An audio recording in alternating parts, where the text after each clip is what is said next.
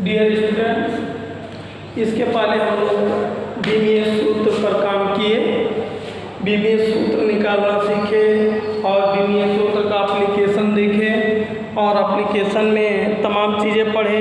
उसके 3 तरीके का एप्लीकेशन भी पढ़े हम लोग। बीमीय सूत्र का 3 तरीके का उपयोग बीमीय विश्लेषण का पढ़े। पहला बीमीय विश्लेषण का उपयोग हम लोग पढ़े किसी भौतिक समीकरण के सत्यता की जांच करने में। क्या पढ़े? किसी भौतिक समीकरण की सत्यता की जांच करने में। और दूसरा हम लोग पढ़े किसी मात्रक को, किसी इकाई को एक पद्धति से दूसरे पद्धति में बदलने में। और तीसरा एप्लीकेशन पढ़े भौतिक राशियों के बीच संबंध स्थापित करने में। तीसरा एप्लीकेशन क्या पढ़े? भौतिक राशियों के संबंध स्थापित करने में। तो आज हम लोग फिर इस चैप्टर का लास्ट टॉपिक उठा रहे हैं, लिमिटेशन ऑफ डायमेंशन एनालिसिस। मतलब बीमीय विश्लेषण की सीमाएं क्या होती हैं। इस चैप्टर का लास्ट टर्म है। सारी चीज़ें जब हम लोग पढ़ चुके तो हम लोगों को ये पढ़ने की ज़रूरत पड़ी कि लिमिटेशन ऑफ डायमेंशन एनालिसिस होता क्या है, मतलब ये कहाँ तक सही है, कहाँ नहीं लागू हो सकता है। इन सारी चीज़ों को हम लोग बीमीय विश्लेषण की सीमाएं डायमेंशन एनालिसिस में पढ़ेंगे।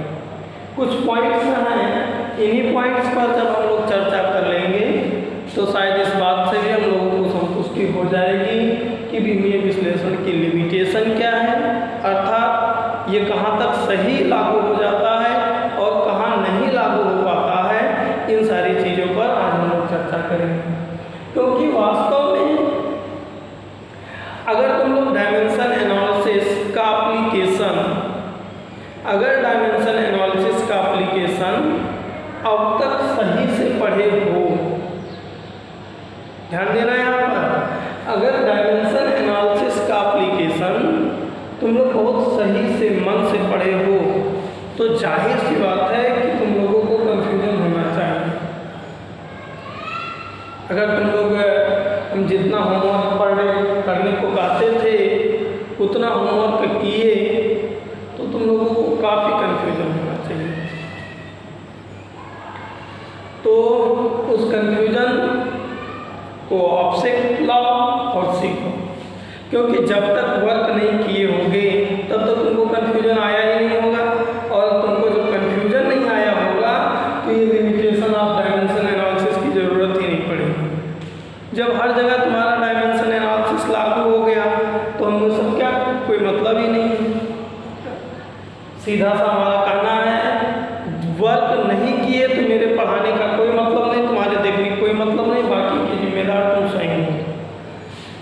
अब डायमेंशन एनालिसिस की बात करते हैं। डायमेंशन एनालिसिस की बात करते समय हम एक ही मुद्दे को डायरेक्टली अपने दिमाग में कहीं सेट करें। अभी कुछ टाइम के लिए हम तुम लोगों को कल पढ़ाए थे भौतिक राशियों के बीच संबंध स्थापित करने में डायमेंशन एनालिसिस का उपयोग। अब देखो कहाँ तक नहीं लागू हो पाता ये जानते हैं। एक एग्जाम्पल हम तुम लोगों के सामने पेश करना चाहते हैं। जैसे देखो कार्य हुआ, ऊर्जा हुआ, कार्य हुआ, ऊर्जा हुआ, इन सब का बीमीय सूत्र क्या होता है? कार्य मान लो हो गया, ऊर्जा हो गया, इन सब का बीमीय सूत्र क्या होगा? नहीं मालूम। और जब नहीं मालूम तो डायरेक्ट चलो। देखो पहला लिमिटेशन क्या लिखे हैं, किसी बीमीय सूत्र के भौतिक राशियों का निश्चित रूप से नहीं ज्ञात की जा सकती, क्योंकि अनेक भौतिक राशियों की बीमाएं एक जैसी होती हैं। पहला लिमिटेशन क्या लिखे हैं कि जैसे देखो हम भौतिक राशियों के बीच संबंध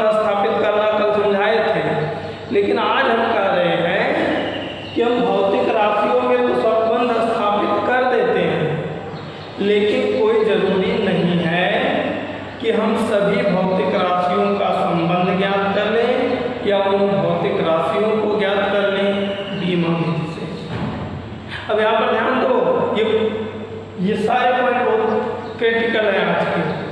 हम पहला पॉइंट क्या कर रहे हैं कि हम बीमीय विधि से सभी भौतिक राशियों को नहीं क्लियर कर सकते, निश्चित नहीं कर सकते। क्यों नहीं कर सकते? क्यों नहीं कर सकते वो यहाँ लिखा है, देखो। क्योंकि अनेक भौतिक राशियों की बीमाएं एक जैसी होती हैं। एक एक पॉइंट को ध्यान से देखो। हम क्या कहे कि हम भौतिक राशियों को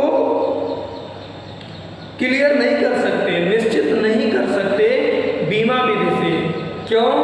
क्योंकि अनेक भौतिक राशियों का बीमीय सूत्र एक जैसा होता है। एग्जाम्पल के तौर पे कार्य ले लो, कार्य का बीमीय सूत्र क्या होता है? देखो, कार्य W बराबर m into s, मतलब m l t power f क्या गया m l square t power -2 होता है। ऊर्जा का बीमीय सूत्र ले लो, ऊर्जा का बीमीय सूत्र ले लो, इसका भी बीमीय सूत्र क्या होता है? m l square t power -2। तो अगर बीमा देखकर हमको कोई कहे कि तुम बताओ कौन सा कार्य है, कौन सा ऊर्जा है, तो हम तो नहीं बता पाएंगे। ध्यान देना, कार्य का बीमीय सूत्र m l square t power -2 है, ऊर्जा का भी बीमीय सूत्र m l square t power -2 है। तुम लोग पढ़ चुके हो, अनेक भौतिक राशियां तुम लोगों को ऐसी मिली होंगी जिनकी बीमाएं एक जैसी मिली होंगी। अनेक भौतिक राशियां ऐसी मिली होंगी जिनका बीमीय सूत्र एक जैसा मिला होगा। उनमें से एक एग्जाम्पल हम तुम लोगों के सामने पेश कर रहे हैं, कार्य और ऊर्जा।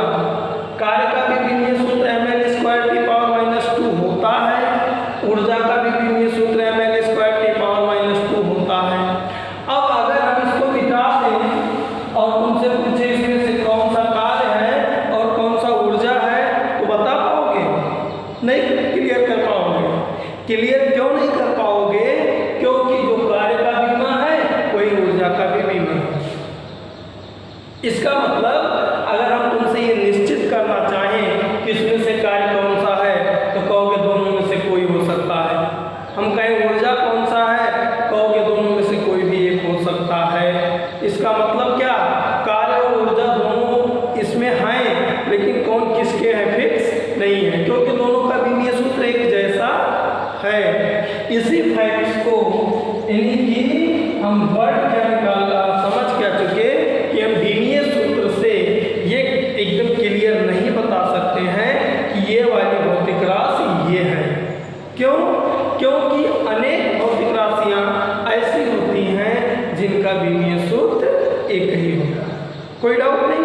यही वर्ड ये है कि किसी बीमीय सूत्र की भौतिक राशियां निश्चित रूप से नहीं ज्ञात की जा सकती हैं। क्या? किसी बीमीय सूत्र की भौतिक राशियां निश्चित रूप से ज्ञात नहीं की जा सकती हैं, क्योंकि अनेक भौतिक राशियों की बीमाएं एक जैसी होती हैं। कोई डाउट नहीं। ये देखो, फिर नीचे और कुछ पॉइंट्स हैं, स्टेप हैं, वो और तुमको कुछ सीखने को देंगे। दूसरा पॉइंट है, इस विधि द्वारा विभिन्न भौतिक राशियों के बीच संबंध स्थापित करने में जो लिमिटेशन होता है। पहला तो समझ में आ गया तुम लोगों को। क्या था पहला? कि हम बीमीय सूत्र की सहायता से ये नहीं निश्चित कर सकते हैं कि ये कौन सी भौतिक राशि है, निश्चित नहीं कर सकते हैं।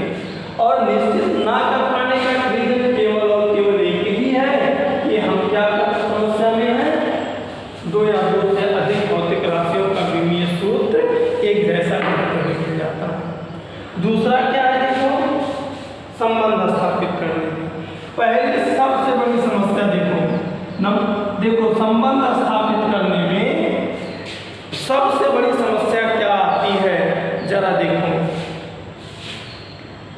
सबसे बड़ी समस्या आती है सूत्रों में बीमाहीन नियतांक का मान नहीं ज्ञात कर पाते। वैसे नहीं समझ में आया होगा तुम लोगों को। देखो, तुम लोगों को हम एक सूत्र कराए हैं, आवर्त काल का सूत्र ज्ञात कीजिए बीमा विधि से। वास्तव में वो सूत्र हम लोग जो प्रूव किए हैं T इक्वल टू आया है 2 पाई, हम लोग जो प्रूव किए वो आया है T equal to K under root L by g. क्या आया है? T is equal to K under root L by g. यहाँ ध्यान देना, ये K क्या है? ये K क्या है? एक नियतांक है। ये K क्या है? एक नियतांक है, जबकि वास्तविक सही फार्मूला इसका होता है T equal to 2 pi under root L by g. अब यहाँ पर ध्यान दो, L बाई जी तो मिल गया, लेकिन कांस्टेंट एक्यूरेट नहीं मिला। कांस्टेंट लगा होना चाहिए 2 पाई, और इस 2 पाई की जगह पर हम यूज क्या किए हैं? K यूज किए हैं। K इसलिए यूज किए क्योंकि मुझे नहीं मालूम था कि इस नियतांक का मान क्या होना चाहिए, इसलिए हम एक कांस्टेंट K रख दिए और अगले से माफी मांग लिए कि भाई ये K का मान क्या है मुझे नहीं मालूम, लेकिन K का मान कुछ होना चाहिए। क्या होगा ये मुझे नहीं मालूम, क्योंकि हम बीमीय विधि से काम कर रहे हैं। बीमीय विधि से सूत्र स्थापित करने में ये सबसे बड़ी समस्या आती है। देखो हर जगह कांस्टेंट हम K यूज कर लेते हैं, जबकि देखो यहाँ K यूज किया और रहता क्या है?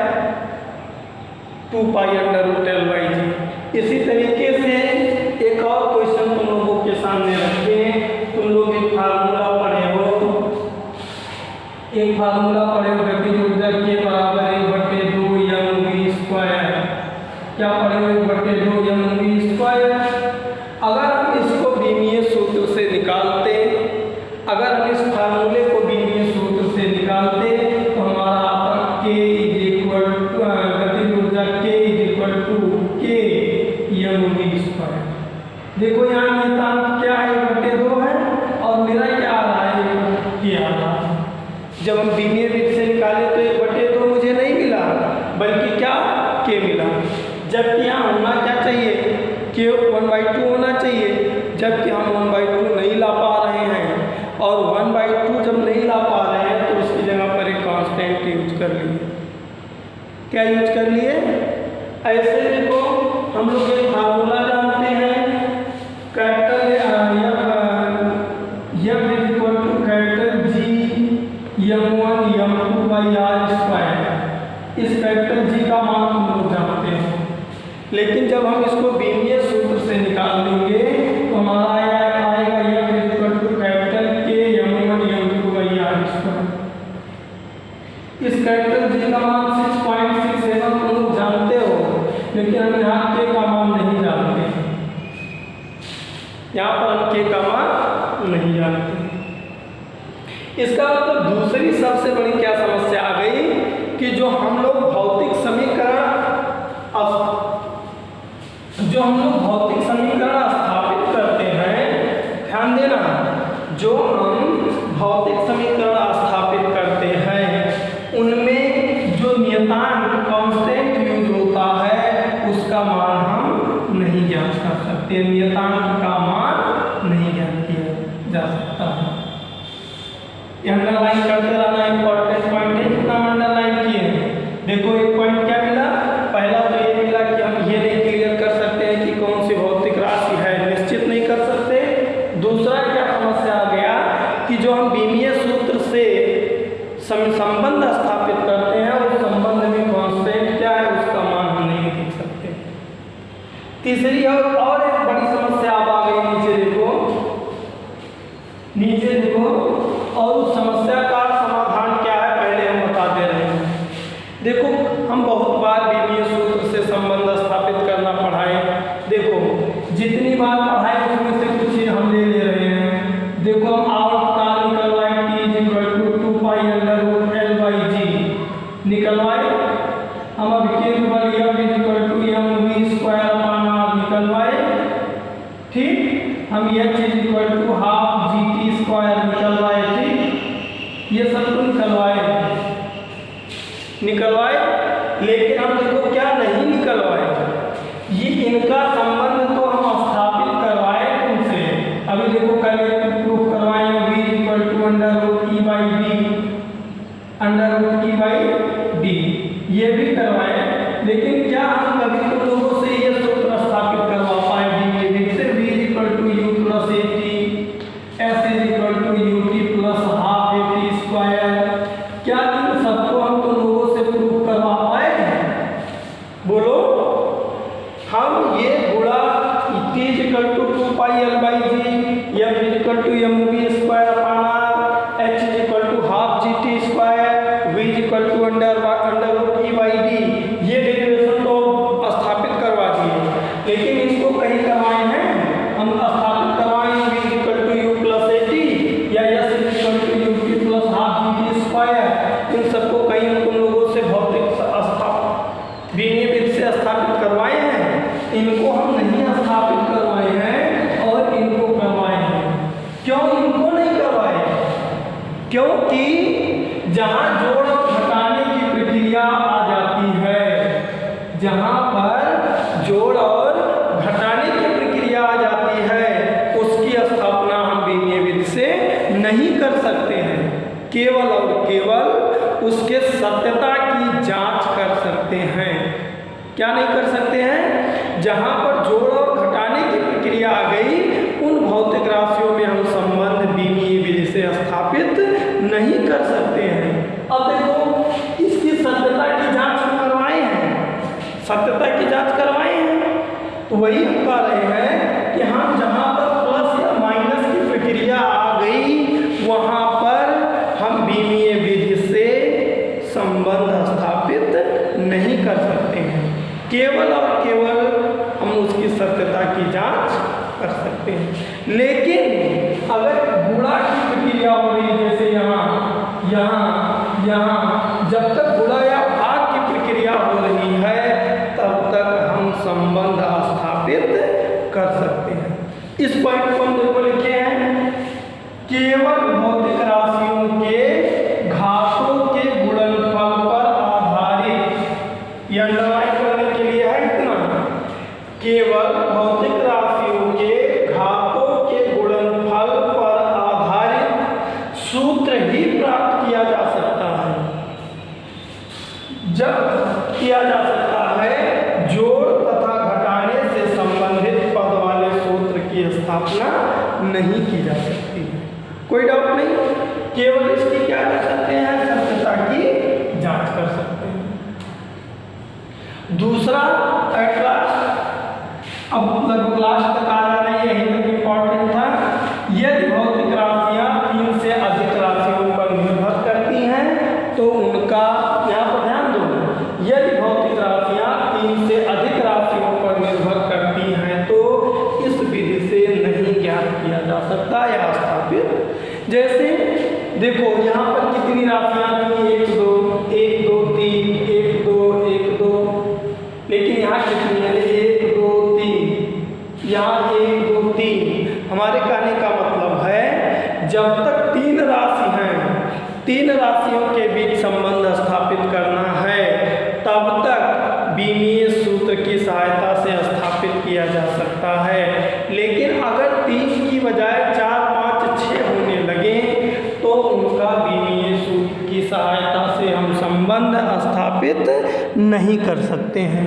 क्या नहीं कर सकते? उनका संबंध स्थापित नहीं कर सकते।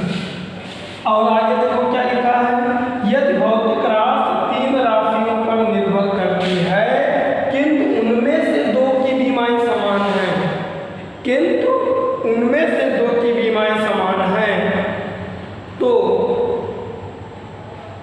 भौतिक राशियों में संबंध स्थापित नहीं किया जा सकता। ये शायद तो लोग नहीं समझ पाए, इसको हमको समझाना पड़ेगा। देखो, ये फार्मूला होता है स्वरित्र द्विभुज की आवृत्ति f पर n बराबर होता है f/d, आवृत्ति f/d स्क्वायर इंटू v, आवृत्ति n का फार्मूला होता है। यहाँ पर ध्यान से देखना, सॉरी, n = d/n स्क्वायर, गलत बोल दिए, d/n स्क्वायर इंटू v होता है। अब देखो, यहाँ हमको कुछ समझाना है। ये जहाँ d है, ये d मोटाई है, d क्या है? मोटाई है। बहुत ध्यान से समझोगे तभी समझ में आने वाला है। और जो ये यल है, ये जो डी है ना, ये मोटाई है, और जो ये यल है ये लंबाई है। ये यल क्या है? लंबाई है, और ये जो वी है ये वेग है। अब बहुत इत्मीनान से समझना। Y is equal to formula होता है D by L square into V, जहाँ डी क्या है? मोटाई है, यल लंबाई है, और वी क्या है? वेग है। कोई डाउट नहीं? अब अगर हमको ये देखो, यहाँ ये डी है, डी की बीमा क्या होगी? यल होगी, और इस लंबाई की बीमा भी क्या होगी? यल होगी, और वेग की बीमा क्या होगी? यल टी इनवर्स होगी। अब देखो इन तीनों में से दो की बीमा समान है कि नहीं समान है? डी की मोटाई की भी बीमा समान है, और लंबाई की भी बीमा। इन तीनों में से दो की बीमा समान है कि नहीं समान है? अब क्या होगा? बीमीय विधि से इस सूत्र को नहीं स्थापित किया जा सकता। क्यों? क्योंकि जो तीन भौतिक राशियां इसमें हैं, इन तीन भौतिक राशियों में से दो भौतिक राशियों का बीमीय सूत्र एक जैसा है। इसका मतलब जो भौतिक राशियां तीन यूज होती हैं, उन तीन में से अगर किन्हीं दो का बीमीय सूत्र एक जैसा है तो उसको हम उसका बीमीय मतलब उसमें संबंध स्थापित नहीं कर पाते हैं। एट लास्ट देखो क्या है? इस विधि द्वारा त्रिकोणमितीय लघुगणकीय पदों वाले समीकरण की स्थापना नहीं की जा सकती।